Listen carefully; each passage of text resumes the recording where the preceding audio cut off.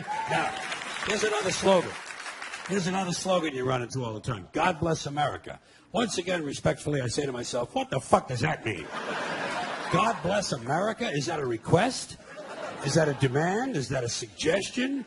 Politicians say it at the end of every speech, as if it was some sort of verbal tic that they can't get rid of. God bless you and God bless America. God bless you and God bless America. I guess they figure if they leave it out, someone's going to think they're bad Americans. Let me tell you a little secret about God, folks. God does not give a flying fuck about America, okay? He doesn't care. He never cared about this country. He never has. He never will. He doesn't care about this country any more than he cares about Mongolia, Transylvania, Pittsburgh, the Suez Canal, or the North Pole. He simply doesn't care, okay? He doesn't care. Listen. Hey, there are 200 countries in the world now. Do these people honestly think that God is sitting around picking out his favorites? Why would he do that? Why would God have a favorite country? And why would it be America out of all the countries? Because we have the most money? Because he likes our national anthem? Maybe it's because he heard we have 18 delicious flavors of classic rice-a-roni. It's delusional thinking. It's delusional thinking, and Americans are not alone with these sort of delusions. Military cemeteries around the world are packed with brainwashed, dead soldiers who are convinced God was on their side. America prays for God to destroy our enemies. Our enemies pray for God to destroy us. Somebody's going to be disappointed. Somebody's wasting their fucking time. Could it be everyone? Now.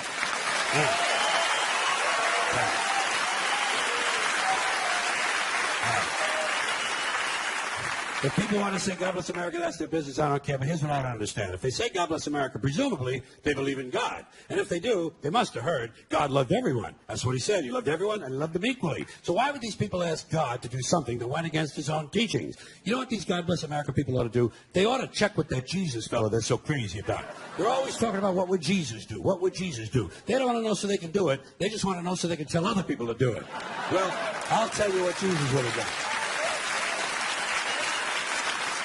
I'll tell you what Jesus would have done. He would have got up on the top of the Empire State Building and said, God bless everyone around the world forever and ever till the end of time. That's what Jesus would have done, and that's what these people should do, or else they should admit that God bless America is really just some sort of an empty slogan with no real meaning except for something vague like good luck.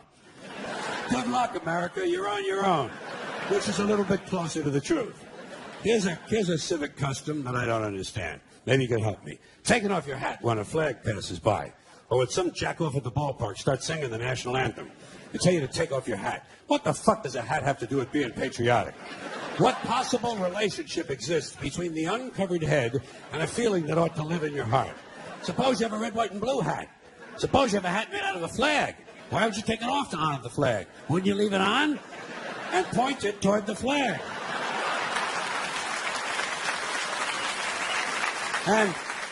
And what's so bad about hats that you have to take them off? Why not take off your pants? Or your shoes. They tell you at the airport, they say, take off your shoes.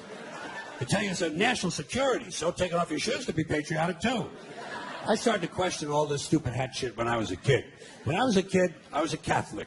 At least until I reached the age of reason, okay? So, I was a Catholic.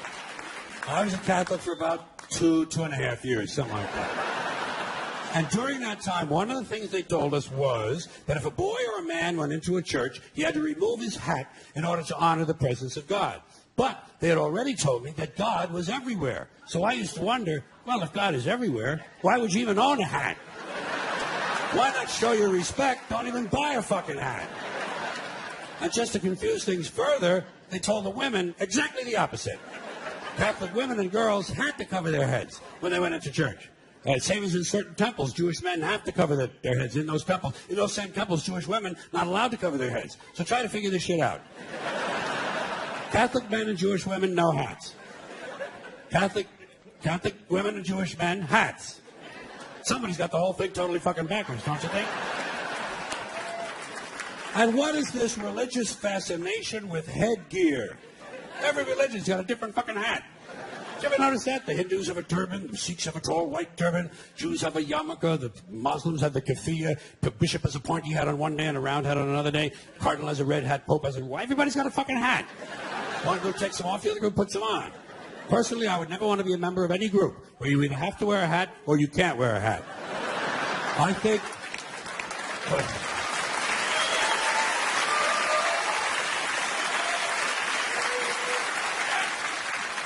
I think all religions should have one rule and one rule only: hats optional. That's all you need to run a really good religion. Here's another one of these civic customs: swearing on the Bible. You understand that shit? They tell you to raise your right hand, place your left hand on the Bible. Does this stuff really matter? Which hand? Does God really give a fuck about details like this? Suppose you put your right hand on the Bible, you raise your left hand. Would that count? Or would God say, sorry, wrong hand, try again? And why does one hand have to be raised? What is the magic in this gesture? This seems like some sort of a primitive voodoo mojo stick. Why not put your left hand on the Bible, let your right hand hang down by your side? It's more natural. Or put it in your pocket. Remember what your mother used to say? Don't put your hands in your pockets. Does she know something we don't know? Is this hand shit really important? Well, let's get back to the Bible, America's favorite national theatrical prop. Suppose the Bible they hand you to swear on is upside down, or backward, or both, and you swear to tell the truth on an upside-down, backward Bible. Would that count? Suppose the Bible they hand you is an old Bible and half the pages are missing. Suppose all they have is a Chinese Bible in an American court, or a Braille Bible and you're not blind. Suppose they hand you an upside-down, backward Chinese Braille Bible with half the pages missing.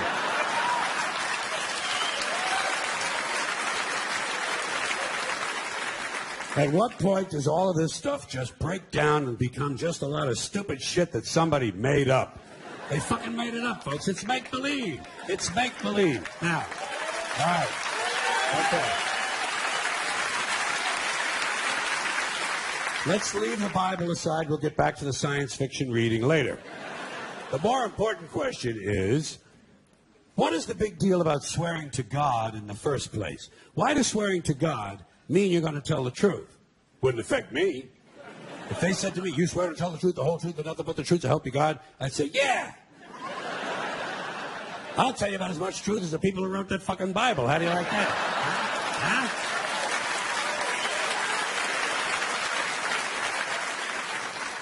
Swearing on the Bible doesn't mean anything. It's kid. Swearing to God is kid stuff. Remember when you were a kid? If you told another kid something he didn't quite believe, he'd say, you swear to God? I would always say, yeah, I swear to God. Even if I was lying. Why not? What's going to happen if I lie? Nothing. Nothing happens if you lie. Unless you get caught, and that's a whole different story. Sometimes a kid would think he was being slick with me, and he'd say, you swear on your mother's grave? I'd say, yeah. Why not? First of all, my mother was alive. She didn't even have a grave. Second of all, even if she was dead, what's she going to do? Rise from the grave and come and haunt me? Come and haunt me? All because I told a lie to an 8-year-old? Get fucking real, will you?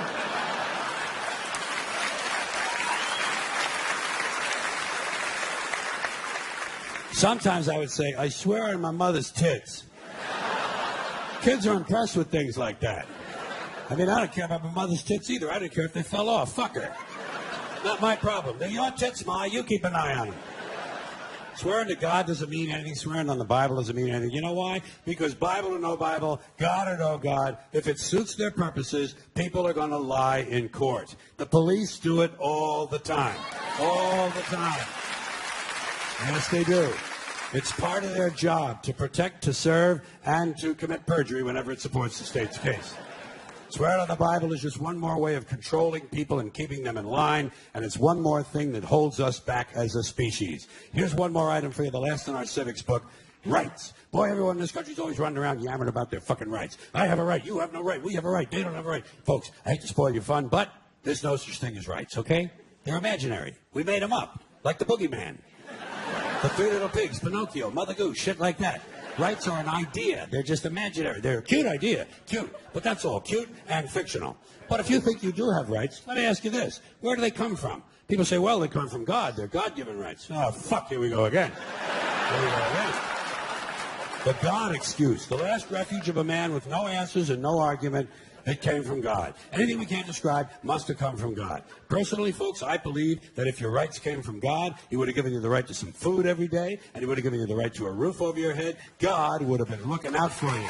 God would have been looking out for you. You know that? He would have been worried about making sure you have a gun so you get drunk on Sunday night and kill your girlfriend's parents. But let's say it's true. Let's say God gave us these rights. Why would he give us a certain number of rights? The Bill of Rights of this country has 10 stipulations, okay? 10 rights. And apparently God was doing sloppy work that week because we've had to amend the Bill of Rights an additional 17 times. So God forgot a couple of things, like slavery. Just fucking slipped his mind. But let's say God gave us the original 10. He gave the British 13. The British Bill of Rights has 13 stipulations. The Germans have 29. The Belgians have 25. The Swedish have only 6. And some people in the world have no rights at all. What kind of a fucking goddamn God-given deal is that? No rights at all? Why would God give different people in different countries different numbers of different rights? Boredom? Amusement? Bad arithmetic? Do we find out at long last after all this time that God is weak in math skills? Doesn't sound like divine planning to me. Sounds more like human planning. Sounds more like one group trying to control another group. In other words, business as usual in America. Now, if you think you do have rights, one last assignment for you. Next time you're at the computer, get on the internet, go to Wikipedia. When you get to Wikipedia, in the search field for Wikipedia, I want you to type in Japanese Americans 1942, and you'll find out all about your precious fucking rights, okay? All right. You know about it. You know about it. In 1942, there were 110,000 Japanese American citizens and good-standing, law-abiding people who were thrown into internment camps simply because their parents were born in the wrong country. That's all they did wrong. They had no right to a lawyer, no right to a fair trial, no right to a jury of their peers, no right to due process of any kind. The only right they had, right this way, into the internment camps. Just when these American citizens needed their rights the most, their government took them away. And rights aren't rights if someone can take them away. They're privileges. That's all we've ever had in this country is a bill of temporary privileges. And if you read the news even badly, you know that every year the list gets shorter and shorter and shorter. You see what else?